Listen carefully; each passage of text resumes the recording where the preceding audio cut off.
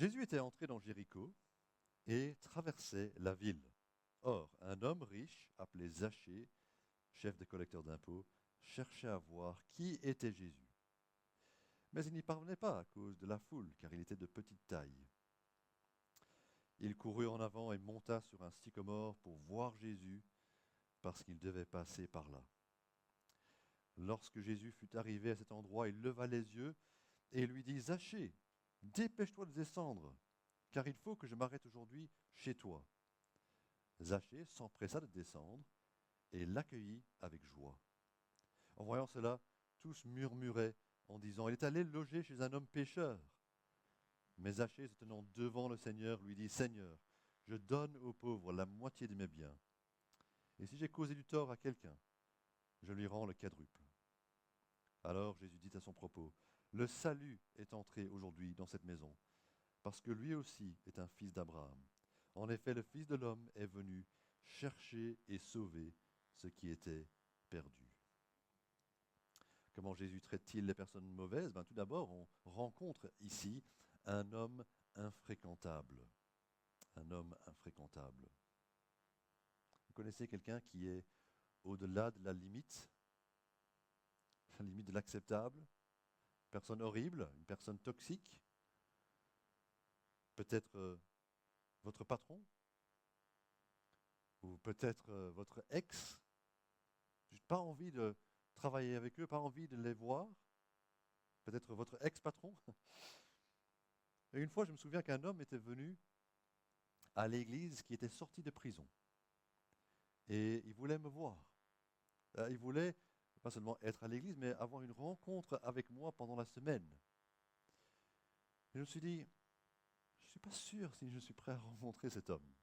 Je ne savais pas pourquoi il avait été en prison, mais je savais qu'il avait été en prison. Et c'était quelqu'un de beaucoup plus costaud que moi, et très imposant. Et je me dis, s'il veut prendre mon portefeuille ou me faire du mal, moi je ne vais pas pouvoir lutter contre lui. Je me souviens aussi d'avoir été dans une autre église, dans un autre pays, et quelqu'un m'a fait remarquer qu'un homme qui était là était un pédophile condamné.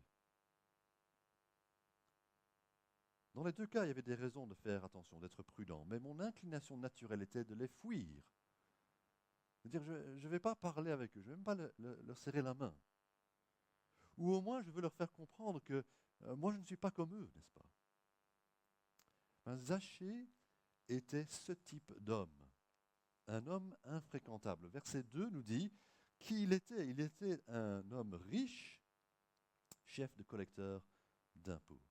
Il se faisait de l'argent parce qu'à Jéricho, en fait, c'était un lieu de passage, un lieu où les gens passaient d'un côté à l'autre du pays, et en passant par là, il y avait un péage. Et donc, il se faisait de l'argent.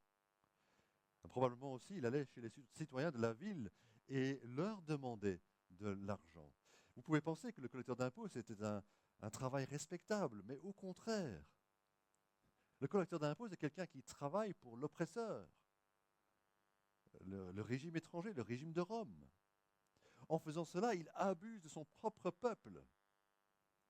Il est quelqu'un de malhonnête et d'égoïste. Vous savez que dans la Deuxième Guerre mondiale, ceux qui étaient en Belgique et qui ont travaillé pour le régime d'occupation étaient appelés des collaborateurs. Et ils étaient méprisés par la population. Les autres les détestaient. Et les collecteurs d'impôts étaient détestés parce qu'ils étaient des traîtres. Le fonctionnement d'un collecteur d'impôts à l'époque, voici ce que c'était. Il calculait ce que les gens devaient payer à Rome, et puis non seulement ils exigeaient qu'ils payent cela, ce qui aurait déjà été assez difficile à avaler, mais en plus ils demandaient un surplus qu'ils mettaient dans leur poche. Donc s'ils disaient que le citoyen devait 3 pièces d'argent à Rome, il pouvait demander 4 pièces d'argent et prendre une pièce pour eux-mêmes. Et Zachée est devenu riche, et donc ça veut dire que ça marchait bien les affaires. Et il savait extorquer de l'argent des gens. Ce type était en fait un homme si notoire que quand, au verset 7, Jésus va chez lui, les autres savent qui c'est et ils disent que c'est un homme pécheur. Et nous sommes tous des pécheurs. Mais ça a été utilisé pour exprimer vraiment l'extrême. C'est le type de personne que vous ne pouvez pas inviter chez vous. Ce n'est pas quelqu'un que vous pouvez côtoyer, c'est quelqu'un d'infréquentable. Vous ne voudriez pas être vu avec lui. Vous voyez, Zachée, ce n'est pas le petit gars mignon. Parfois, on pense à ce qui est petit et gentil. Alors on dit, ah, Zachée, le petit brave. Non, c'est pas ça. C'est un homme affreux, un homme misérable.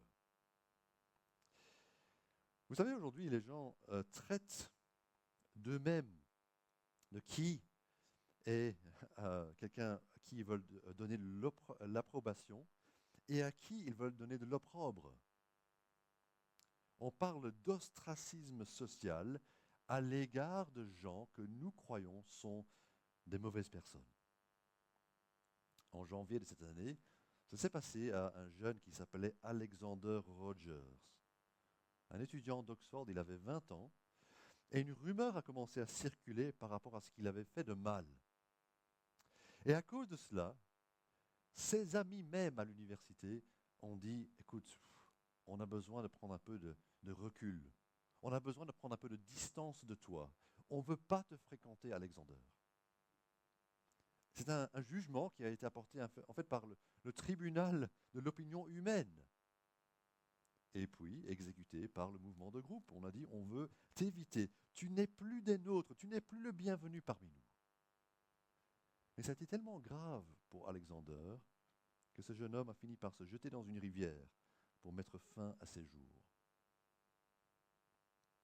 Zachée a fait l'expérience de l'ostracisme social aussi. C'était un exclu. C'était un homme infréquentable. Mais lui a pris une approche différente.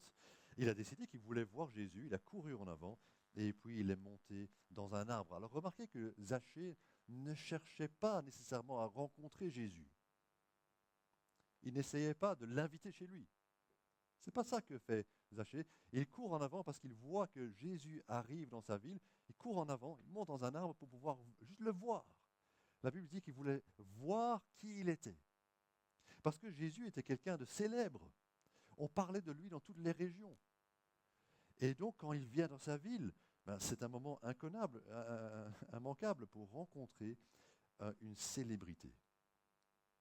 Et notre regard, après avoir vu cet homme infréquentable, notre attention tombe sur lui, verset 5. Jésus qui arrive à cet endroit. Et là, on va voir un sauveur incomparable. Un sauveur incomparable. Jésus va dans cette direction, il continue sa marche, il traverse la ville, mais il le voit, il lève les yeux et il lui parle. Et déjà, ça en soi, c'est quelque chose de remarquable. Il n'a pas nié, il n'a pas évité Zachée. Je pense que ça nous est tous arrivé, n'est-ce pas, de voir quelqu'un qu'on connaît, mais avec qui on ne veut pas parler, et juste de l'éviter. Peut-être que c'est dans le supermarché, vous voyez quelqu'un qui est là-bas, vous connaissez, pas envie de parler avec lui, et vous allez dans l'autre sens. En fait, Jésus il aurait pu faire ça. En passant devant, Zachée dans l'arbre, il aurait pu juste l'éviter comme ça, passer devant, ne pas le voir. Il aurait pu aussi, et c'est ce qu'on pense qu'il aurait fait, dire « Hé, Zachée, arrête. Toi, tu es quelqu'un de mauvais. Arrête de prendre l'argent de tes concitoyens. Ce que tu fais est mal. » Mais ce n'est pas ce qu'il fait non plus. Regardez ce qui se passe. Verset 5. Il lève les yeux. Il lui dit « Zachée », il appelle par son nom. Jésus sait qui il est. « Dépêche-toi de descendre. Parce que il faut que je m'arrête aujourd'hui chez toi. » Jésus veut passer du temps avec lui. Verset 7, il est allé être l'invité d'un homme qui est un pécheur. Quand les gens murmurent comme ça au verset 7, c'est parce qu'ils se disent, mais qu'est-ce que tu fais avec lui? Et face à ce questionnement, Jésus doit expliquer pourquoi il est là. Et il montre quelle est la vraie raison de sa venue. Verset 10, Jésus dit, le Fils de l'homme est venu chercher et sauver ce qui était perdu. D'abord, Jésus est le Fils de l'homme. Le Fils de l'homme a toute autorité.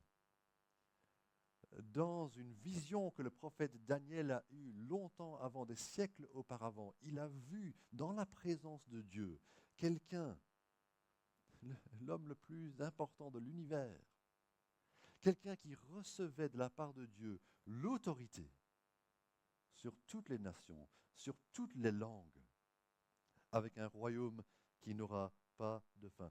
Ça, c'est le Fils de l'homme.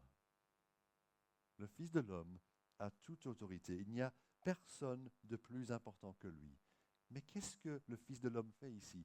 Il descend à notre niveau.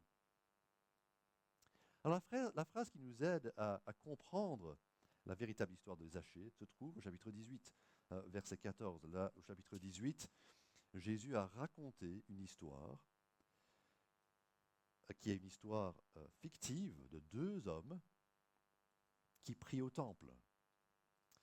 Et l'un d'eux se croit juste, mais l'autre est un collecteur d'impôts. Et le collecteur d'impôts, dans l'histoire que Jésus raconte, est conscient de sa misère devant Dieu. Et il dit, aie pitié de moi, Dieu, aie pitié de moi. Et ce jour-là, il est justifié. Après avoir raconté cette histoire fictive, Luc va alors ensuite mettre en avant quelqu'un qui ressemble au premier homme, l'homme qui se croit juste, avec l'homme riche qui a obéi à tous les commandements. Et puis au chapitre 19, il va mettre en avant un autre homme réel, un homme véritable, qui était un collecteur d'impôts, Zachée. Et donc il faut remonter à cette parabole, l'histoire que Jésus a racontée au chapitre 18, pour comprendre un point clé. Je vais lire au chapitre 18, verset 14.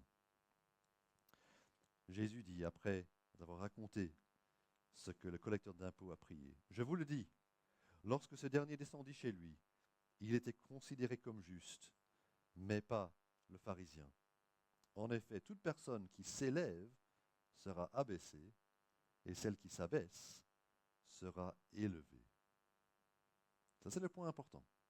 Toute personne qui s'élève sera abaissée, toute personne qui s'abaisse sera élevée. Il faut s'abaisser. Et c'est pourquoi dans notre histoire au chapitre 19, il y a l'histoire avec la mention de l'arbre. On sait que cette histoire aurait pu avoir du sens sans raconter le détail du fait qu'il était dans un arbre, n'est-ce pas?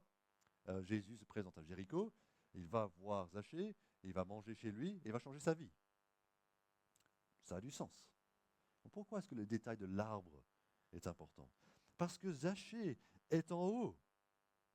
Et Luc veut nous enseigner ce qu'il a dit au chapitre 18. Jésus a dit, celui qui est élevé doit être abaissé. Il doit être abaissé, il doit descendre, il doit s'humilier, il doit s'abaisser, parce que c'est ridiculement prétentieux de penser qu'on peut voir Jésus de haut. Et dire, moi je suis au-dessus de Jésus. Personne n'est au-dessus du Fils de l'homme. Mais vous savez, quelqu'un d'autre qui a fait ce pas avant nous, c'est le Fils de Dieu. Le Fils de Dieu était haut placé, il avait toute autorité. Il était égal avec Dieu. Mais il n'a pas vu l'égalité avec Dieu comme une proie à arracher. Il s'est humilié en devenant un homme. Il est devenu esclave. Il est devenu obéissant à la mort, jusqu'à la mort à la croix. Alors son abaissement est énorme. Il n'y a personne qui a fait un abaissement aussi grand, qui a fait un pas en bas aussi grand que celui qui est le Fils de Dieu, qui devient un homme et qui meurt à la croix. Mais après son abaissement, celui qui s'abaisse est élevé. Il a été élevé à la plus haute place et il nous montre le chemin. Nous devons nous abaisser. Pourquoi? Car le Fils de l'homme, on revient au chapitre 19, verset 10, le Fils de l'homme est venu chercher et sauver les perdus. C'est vital qu'on comprenne le pourquoi de sa venue. On est en dehors ici du cadre simplement de Zachée et Jésus. On est là dans quelque chose qui nous aide à comprendre l'entièreté de la venue de Jésus. Pourquoi Jésus est venu sur terre? Pourquoi Jésus était-il là? Il n'est pas venu pour nous lier d'amitié. Il n'est pas venu non plus pour nous condamner, pour dire non, ça ne va pas, vous faites mal. Il est venu pour nous sauver. Et ça doit façonner toute notre attente par rapport à ceux qui sont là. Les autres mots qu'on peut utiliser qui seraient moins que la réalité. Aider. Christ l'homme est venu aider, ou guider, ou enseigner. Non, Jésus est venu sauver, parce que nous avons désespérément besoin d'être sauvés. L'humanité entière, avec toute notre intelligence, vous mettez tous les prix Nobel ensemble, avec leur intelligence, les savants de ce monde, avec toute notre expertise technologique, etc., littéraire, sagesse du monde, philosophie, on n'arrive pas à être sauvés. Parce que nous sommes perdus et nous ne pouvons pas nous en sortir tout seuls. Nous avons besoin d'une solution qui vient d'en haut. Parce que nous sommes perdus. Peut-être que vous avez eu l'expérience d'être perdu, je veux dire perdu physiquement, on ne sait pas où on est, mais ce n'est pas si grave. Je me suis perdu dans un centre commercial, un shopping en Espagne. C'était très grand, et c'était en forme de carré. Il y avait 2 étages, et je me promenais comme ça, et j'ai oublié en fait par quelle porte j'étais entré et par quelle porte je devais sortir. J'étais perdu un temps. Mais c'est pas grave. Ça m'est arrivé aussi, avant l'époque des GPS, de me perdre facilement. Je me souviens, un jour, je roulais, je suis rentré dans une ville, je ne savais pas dans quelle ville j'étais. Je n'avais aucune idée dans quelle ville j'étais. Mais c'est pas grave. Par contre, être perdu dans la jungle ou être perdu dans le désert, là, vous êtes vraiment perdu. Parce que non seulement vous ne savez pas où vous êtes, mais vous ne savez pas vous en sortir. Et c'est comme ça que nous sommes perdus, en danger.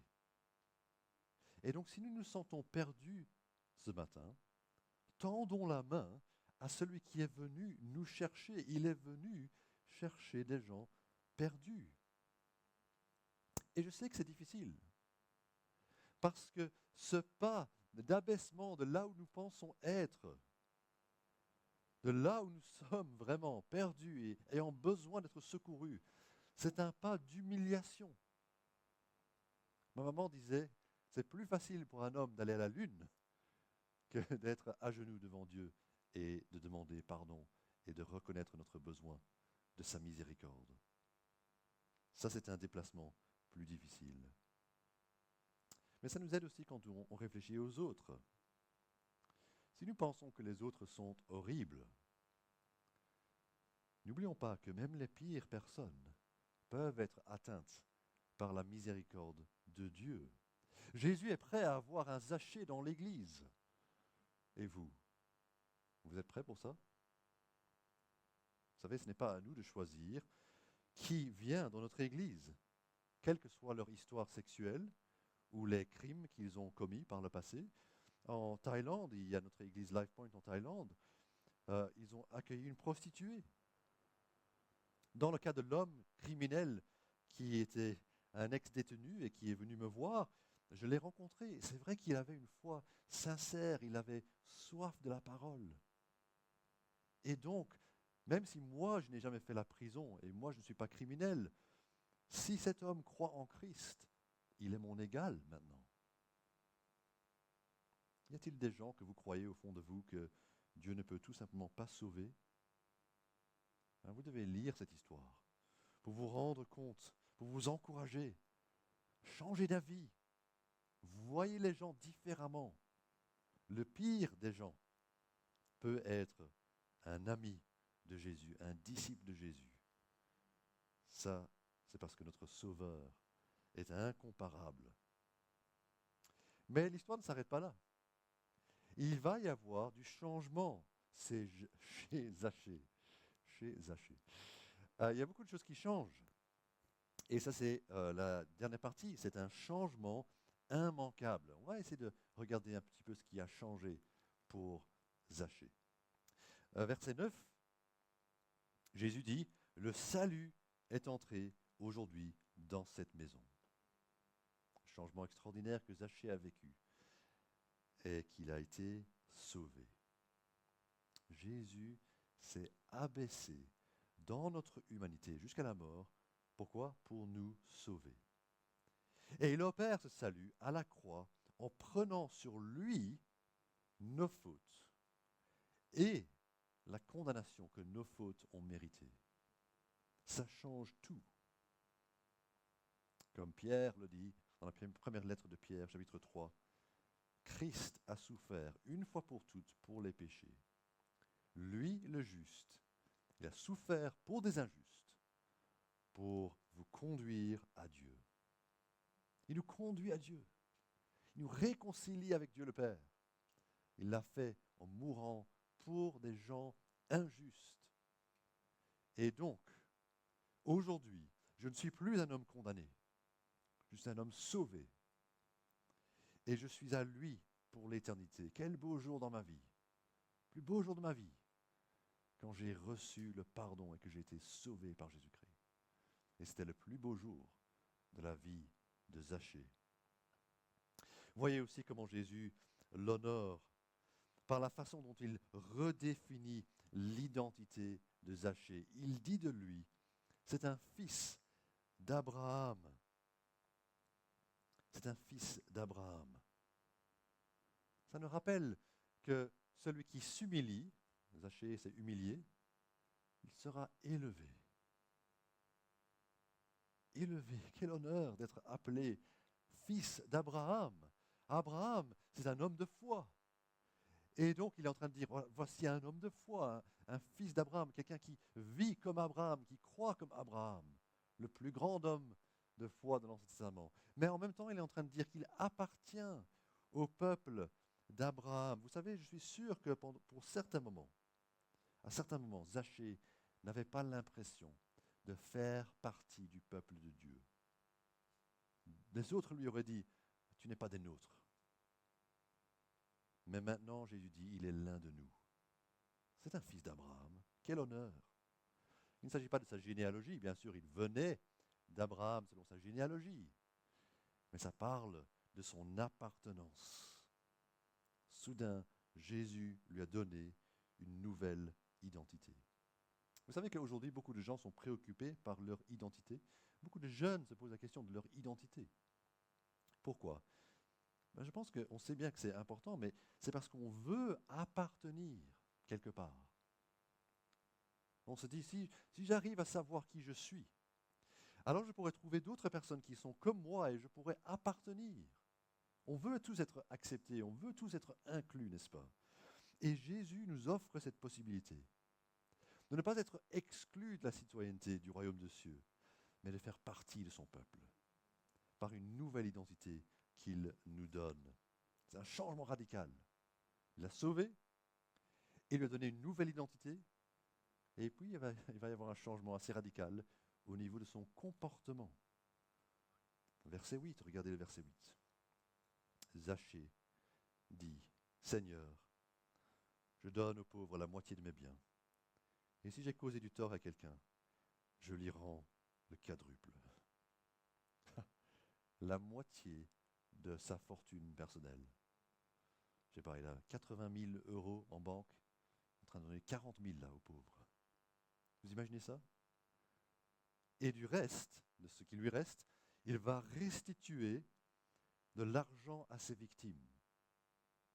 Donc d'une part, Zachée fait maintenant preuve d'une générosité extrême, mais aussi d'un sentiment de justice où il va rétablir les torts qu'il a commis. Mais même cette justice va être généreuse. Il ne va pas juste rembourser ce qu'il a pris, il va rembourser 4 fois ce qu'il a pris. Vous imaginez ça? Quel changement? Quel rendez-vous il a pris? Alors probablement il n'avait pas toute la liste de toutes les personnes qu'il avait arnaquées, mais il aurait la liste des citoyens, il aurait leurs adresses, et il serait passé chez eux. Ouais, c'est qui? Ah, c'est Zachée. Encore toi, sale chien. Qu'est-ce que tu viens faire ici? J'ai Je t'ai pris 10 pièces d'argent. 10 pièces d'argent, c'est pas assez pour toi? Qu'est-ce que tu veux maintenant? En fait, je veux te donner 40 pièces d'argent. J'imagine qu'en entendant ça, la porte s'est ouverte assez vite. Qu'est-ce qui se passe, Zachée? Jésus a changé ma vie. Vous voyez que Zachée, en fait, il avait trouvé quelque chose de plus précieux que l'or. Et il avait trouvé en Jésus quelqu'un pour qui il devait vivre. Alors qu'auparavant, il vivait par amour pour l'argent, maintenant son amour est changé en amour pour Dieu. Et cet amour de Dieu déborde chez lui en amour pour les gens. Il s'est rendu compte que connaître Jésus, ça valait plus que tout le trésor du monde. Alors l'argent, je le donne, parce que j'ai trouvé une raison de vivre. Maintenant, je veux souligner que Jésus n'est pas apathique envers le péché. Ce n'est pas comme si avant, Jésus était droit et juste et croyait à la sainteté, et puis après, il s'en fiche de la sainteté ou du péché. Le message que Jésus a annoncé aujourd'hui n'est pas que vous pouvez être égoïste et abusif et injuste, et ce n'est pas grave. Non. Dieu nous accepte, Jésus nous pardonne, mais Jésus nous change. Il nous transforme. Samuel Crossman a écrit un beau poème, il y a bien des années maintenant, quelques siècles, un beau poème en réfléchissant à l'amour de Dieu et l'amour de notre Sauveur pour nous. En réfléchissant à cela, il a écrit ce poème et c'est devenu un hymne bien connu, un hymne en anglais. Et il a écrit ceci: l'amour pour les affreux afin qu'ils deviennent aimables. C'est ça en fait le sens de cette histoire, de ce que nous avons entendu ce matin. L'amour pour les affreux. L'amour véritable. L'amour au-delà de tout amour que nous pouvons connaître, de n'importe qui d'autre, que nous pouvons expérimenter. Ce n'est pas l'amour pour les beaux. C'est comme ça que nous sommes, n'est-ce pas? Un jeune homme rencontre une jeune femme et il tombe amoureux et on dit: ah, mais qu'est-ce qu'elle est charmante! Ah, mais oui, bien sûr, elle est charmante. Et lui, il est adorable. Ben, bien sûr qu'elle l'aime. Il est tellement gentil, ce garçon. Qu'est-ce qui se passe? Ben, ils ont été attirés par les qualités de l'autre. Oui, mais l'amour de Jésus pour Zachée n'est pas l'amour pour quelqu'un d'aimable, quelqu'un de gentil. C'est l'amour pour quelqu'un qui est franchement pas aimable. Il est comme nous, il est horrible parfois. Et tous ceux que Jésus rencontrait étaient des pécheurs comme Zachée. Mais en un clin d'œil, Zachée a été changé, est devenu une personne différente. Il devient aimable. Il devient aimant envers les autres. Il devient un homme généreux. Soudain, il se soucie des autres qu'il exploitait avant. Mais cette histoire n'est pas simplement une histoire. C'est réel pour nous aussi. Jésus qui est vivant aujourd'hui nous appelle, quel que soit notre nom, et quel que soit ce que nous avons fait par le passé, quel que soit notre état aujourd'hui, ne pensez pas aux autres, je veux que vous pensiez simplement à vous et lui. En terminant avec quelques mots pour nous. Vous êtes une personne rejetée par les autres? Est-ce que c'est à cause de votre comportement? Vous vous reconnaissez dans ce portrait de Zachée? Eh bien, sachez que ce n'est pas fini. Le Seigneur peut faire quelque chose de profond dans votre vie. Vous ne devez pas vous réinventer, vous redéfinir, trouver une nouvelle identité que vous créez, mais plutôt recevoir la nouvelle identité que Jésus vous donnera. On a vu comment Christ traite les mauvaises personnes. Ben, il leur offre le pardon. Il veut les sauver. Alors il fera justice. Il y a un jour de jugement où les torts seront réparés et tout sera mis en ordre. Mais maintenant, il offre le pardon, même au pire des pécheurs. Il suffit de lui demander.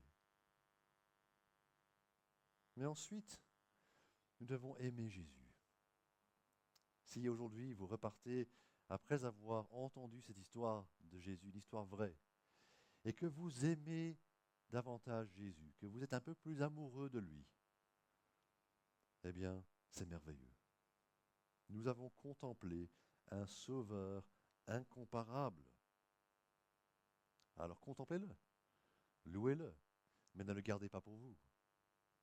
Il y a d'autres personnes qui doivent encore entendre qui est ce sauveur unique et incomparable. Alors parlons-en autour de nous. Mais la troisième implication de ce que nous venons d'entendre, c'est que nous devons changer. Parce que peut-être que c'est vous qui avez intimidé quelqu'un ou exploité quelqu'un. C'est vous qui avez fait du mal aux autres. Vous n'avez pas réussi à aider quelqu'un qui avait des difficultés. Vous avez fait du tort à quelqu'un. Je veux que vous réfléchissiez à la façon dont vous pouvez maintenant aider cette personne. Pensez à comment vous pouvez réparer les torts. Parce que Zachée n'a pas dit « Ah bon, maintenant, le Seigneur m'a pardonné, c'est bon, je vais juste vivre ma vie. » Il a été trouver ces personnes à qui il avait fait du tort pour, autant qu'il le pouvait, réparer les erreurs et les fautes dont il était coupable. Pensez comment vous pouvez redonner à ceux que vous avez blessés. Parce que tu es une personne pardonnée, tu dois être une personne changée, une personne transformée. Ou peut-être que c'est dans un autre domaine que Dieu veut voir le changement dans ta vie. Et c'est par rapport à l'argent. Tu as aimé l'argent. Eh bien, on apprend aujourd'hui de ne plus vivre pour l'argent, mais commencer à vivre pour Christ. À ne pas voir ta sécurité dans l'argent que tu as en banque, mais de voir ta sécurité en Christ. Qu'est-ce que Dieu veut changer chez toi, chez moi? On connaît tous des Zachée. Zachée, c'est nous. Heureusement, Jésus n'a pas laissé Zachée dans son arbre. Il a demandé de descendre afin qu'il puisse être élevé. Prions ensemble. Oui Seigneur, nous sommes tellement heureux que tu es un Dieu de grâce, un Dieu qui vient à notre rencontre, un Dieu qui envoie Jésus, qui est devenu pour nous celui qui a donné sa vie. Il est venu chercher et sauver nous qui étions perdus. Mais nous voulons aussi, Seigneur, te prier que tu changes notre cœur, changes notre attitude, changes notre comportement. Toi qui nous donnes une nouvelle identité, une nouvelle relation avec toi, une nouvelle vie. Donne-nous d'être aimables envers les autres, apprendre à aimer et apprendre de toi comment faire preuve de miséricorde et de compassion aux autres. Alors Seigneur, instruis-nous et encourage-nous. Mais nous voulons te dire ce matin que nous t'aimons et nous sommes tellement reconnaissants pour ce que tu as fait pour nous. Au nom de Jésus. Amen. Le groupe va s'avancer et on va terminer. On va terminer un peu comme Zachée aujourd'hui. D'une part, on va réfléchir à l'amour de Dieu pour nous, cet amour merveilleux, l'amour de Dieu le Père pour nous. Mais aussi, on va réfléchir à comment on utilise notre argent. Pour Zachée, ça a changé, et pour nous, ça doit changer également. On va avoir la possibilité de donner nos dîmes et nos offrandes dans les sacs qui vont passer, et on va réfléchir aussi à comment nous donnons notre vie et notre argent à Dieu. Chantons ensemble ce dernier chant, on se lève pour chanter.